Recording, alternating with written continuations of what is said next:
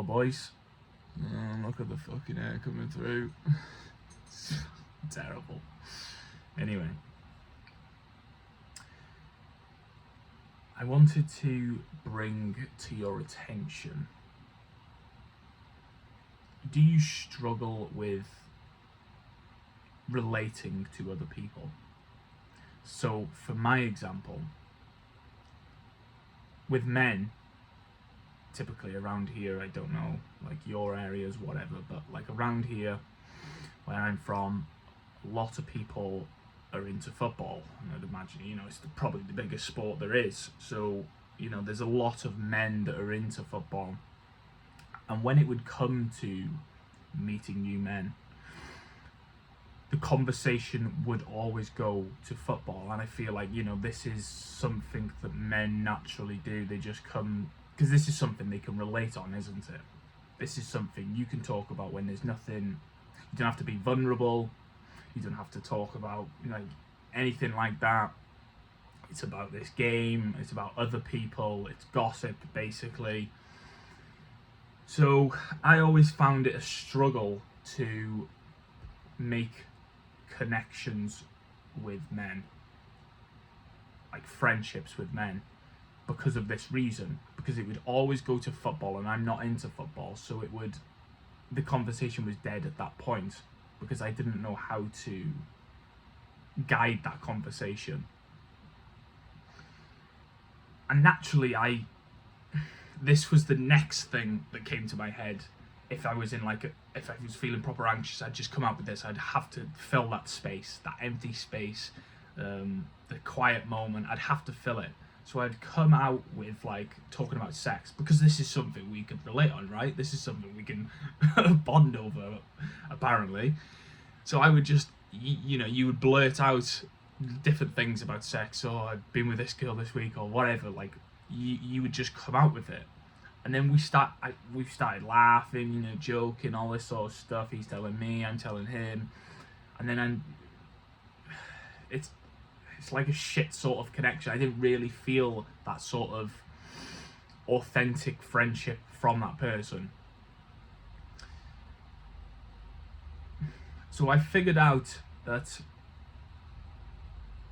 to get people to have conversations and to get to know them a lot more, so you can ask questions and know about them a lot more, I've had to understand myself, accept the things about myself, process them so I'm not embarrassed about these things, so I can open up to this person in some sort of way. I can be, tell a sad story, I can tell a funny joke, or something that's embarrassing that happened to me, and I just come out with this, I start speaking about whatever situation that comes to my head.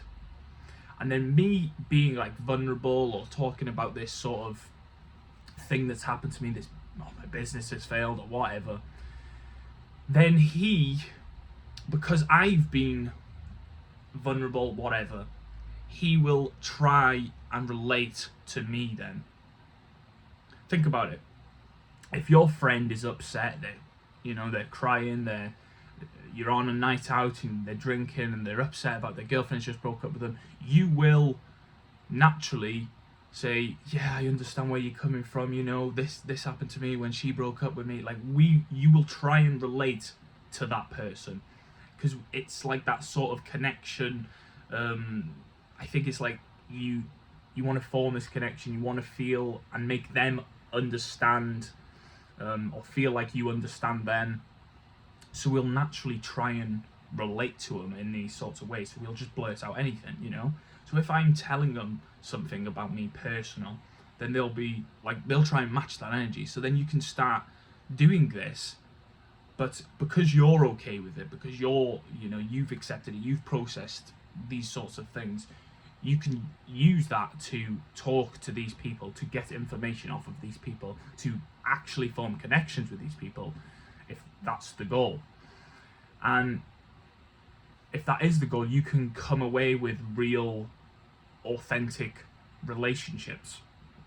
You can start making more male friends, and start building a tribe around you in person. Because they will see how authentic, how real you are being, and they will love that about you, because there's not many people that can do that and just come out with this sort of openness. As well as trying to relate to you, if they see you and put you on a pedestal, if they see you, as good looking, or you've got a nice body, or you've got, a lot of money or something, they put you on some sort of pedestal, then they'll just keep going, they'll just keep talking, they'll keep rolling, they'll keep talking about themselves, and you just learn more and more about this person, and then you can ask questions, go from here, go from there. They can, you figure stuff out about them, and you can, maybe they can be your business partner, maybe they can be your friend, maybe whatever. This is how I figured out how to start speaking to people. Because of that situation, because of them awkward situations I was in where they were like, oh, have you heard about this in football? And I'm like, no, I don't really follow football. And then I'm like, okay, then I go to this sex sort of stuff, because that's sort of something we can relate on, isn't it? That's something we can talk about, having sex with women. So then after that, I was like, I don't really want to be talking about my sex life now. This is like, this is childish behavior. This is childish chat. I don't want to talk about that. I want to learn more about people. I want to build more friendships. I want to build a community. So I've naturally had to do this. I've had to open up. I've had to express myself so people can see that authenticity. And people love authenticity. If you are an authentic person, people will naturally attach to you.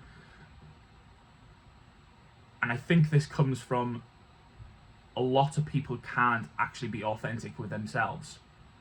They can't be real with themselves. They can't be straightforward with themselves. They can't. They suppress that authenticity so much that because you're being authentic, they're naturally drawn to you, because you come across confident. You come across as someone who doesn't really care about everyone else, what they think about you, and all this sort of stuff. So yeah,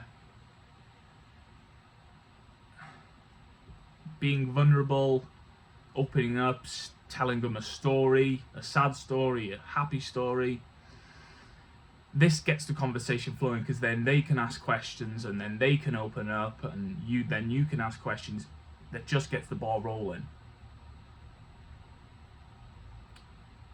And from there, it's all about really just properly listening, actively listening to that person. Because if you're not actively listening, if they're talking right now, if I'm talking right now and questions are going on in your head, you are not actively listening. Actively listening is when you put them, because them thoughts will come, but you'll just be like, no, I'm in the moment, I need to, keep listening. And people will have breaks, and you don't want to interrupt in the middle of them breaks.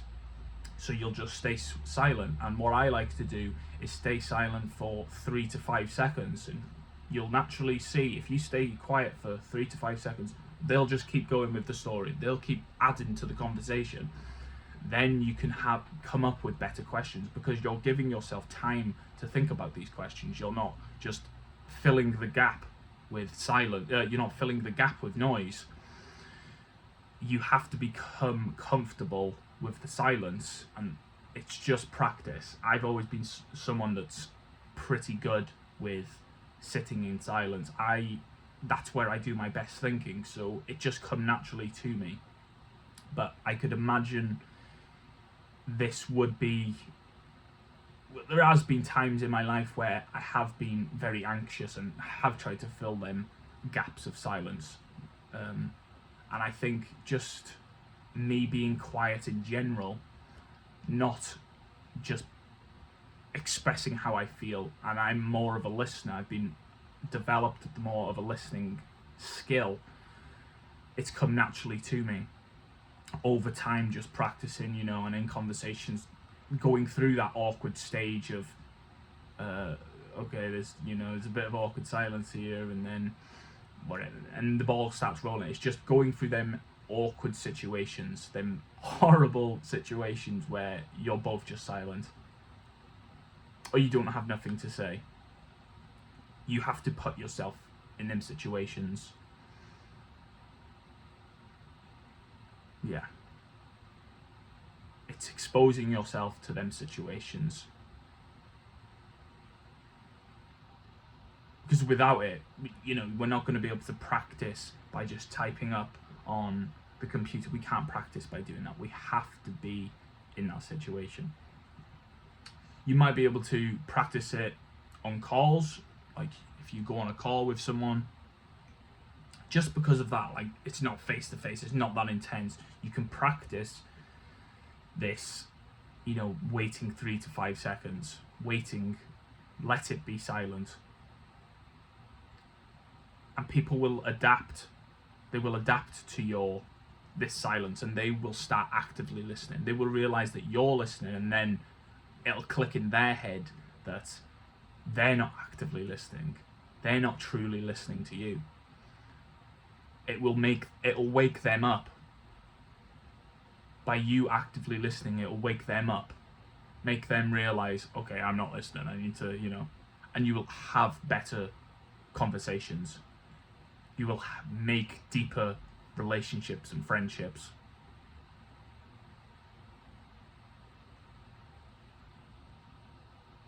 Yeah. This is something I've struggled with being able to relate to people, just because I was that person who didn't like football. There's probably, someone that doesn't like football, that doesn't really like football. I've never really been into that sort of stuff. So for me, this was a challenge it really got me to think about, okay, I can't relate to him on this. I can't relate to him on this because that's childish. Sex. I'm talking about sex. How can I gain information? How can I get this person to open up if we can't relate on anything? So it's about taking that step of being vulnerable, of being open, of being authentic, so they can ask questions, so they can open up, so they can try and relate. And the conversation goes from there. And this is how you can start to gauge what sort of person they are, with what they'll start to come out of their mouth with. If they're really interested in you. If they're not interested in you, they probably won't ask questions.